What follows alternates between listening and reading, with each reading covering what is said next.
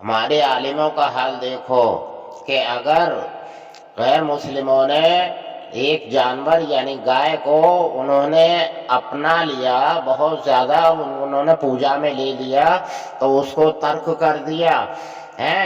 اچھا 2.5 پارہ قرآن مجید میں جو سورہ بقرہ کے نام سے ہے، بقرہ معنی گائے، یعنی کہ وہ اس 2.5 پارے کو نکال دیں گے کیا؟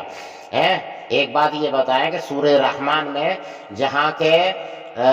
ریحان آیا ہے، ابھی آلائی رب حکومت کا زبان، یعنی کہ تعریف آئی ہے اس پودے کی جس کو کہ یہ ہندی زبان میں تلسی کہا جاتا ہے، تو لہذا یہ ہے کہ انہوں نے اگر اپنی پوجا میں لے لیا تو کیا قرآن مجید میں سے نکال دیں گے یہ دیکھ لیجئے گا ذہنی حالت کیا ہے، ذرا غور فرمائیں۔ ارے ایمان پر، صحیح اسلام پر آ جاؤ